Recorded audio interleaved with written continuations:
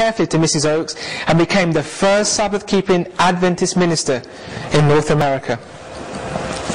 Others in the little church affirmed the decision to keep the Sabbath of the Fourth Commandment. These included William and Cyrus Farnsworth. They were all expelled from their church for Sabbath keeping. But soon they were meeting for worship in the Farnsworth home shown here, the first Sabbath-keeping Adventist congregation in all the modern world. God was leading sincere, honest men and women to His truth. One of these was Joseph Bates. Bates was born in 1792, grew up on a farm near Fairhaven, Massachusetts, and became a seaman at the age of 15. Joseph Bates was one of the pioneers that did a lot for the slaves and the black people in southern states of America. You see, there's a lot of accusations that the pioneers were racist, but people like Joseph Bates, he gave a lot of money, time, and he almost got killed in presenting the message to the black people there. Bates was a fairly wealthy man when he heard William Miller preach. He gave himself and all that he had to help proclaim the great Advent message. In February of 1845, Joseph Bates read an article written by Thomas Preble, who was from the Washington group. And there he learned about the Sabbath. This article convinced Joseph Bates that the seventh day was the true Sabbath, and he began keeping it immediately. Here and there a few Adventists accepted the Sabbath, but to Bates this was not enough. All must learn this truth.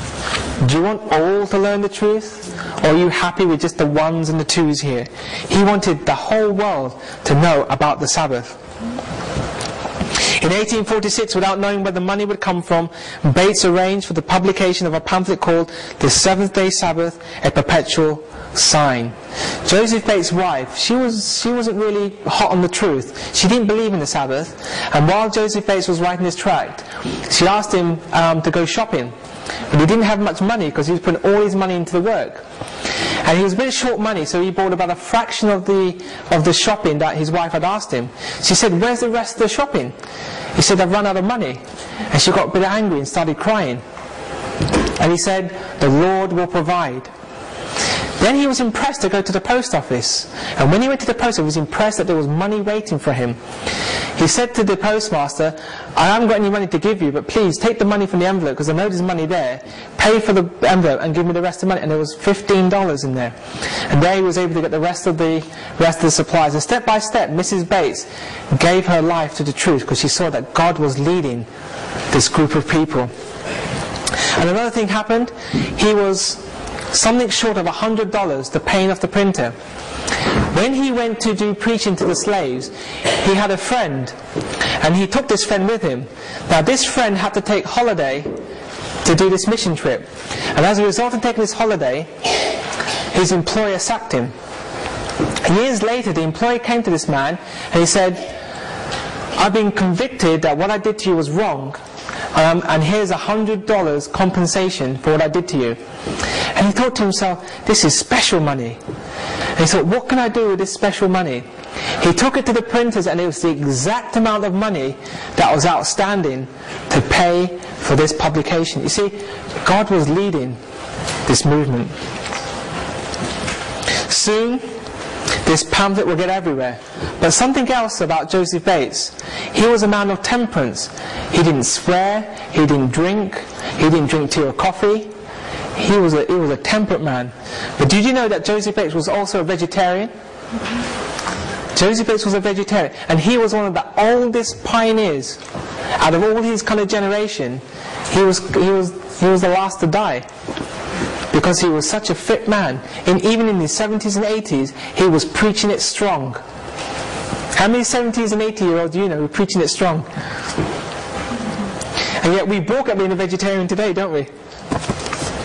Soon this pamphlet which Joseph Bates wrote ended up in the hands of Ellen and James White, and they began observing the Seventh-day Sabbath through their Bible study.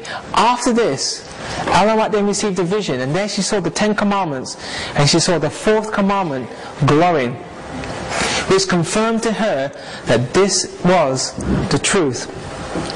And as they came together, Joseph Bates and the others, they realized that this important message was linked in with the third angel's message. And this linked in with the vision that they saw with the 3 steps: the first, the second, and the third angel's message. The Lord was leading a chosen people, a chosen generation, step by step along the way to a fuller understanding of truth. He was preparing a people who would keep the commandments of God and have the faith of Jesus. He was preparing the church to proclaim Christ's second coming to all the world. But in 1847, it wasn't even a church yet. It was a handful of people, a little flock, but the shepherd was God, and he was leading. Wonderful, tremendous events will soon take place. Soon a message of hope and reformation will start to light a dark world. Soon the Seventhday Adventists will move out the great disappointment and into the Great Commission to proclaim the 3 angels' messages. Brethren, God has called us as God's denominated people to take the 3 angels' messages. We have a duty to the Lord, and we have a duty to mankind on this planet. I invite you, brothers and sisters, that we need to rise and take this message to the people of this planet. Amen.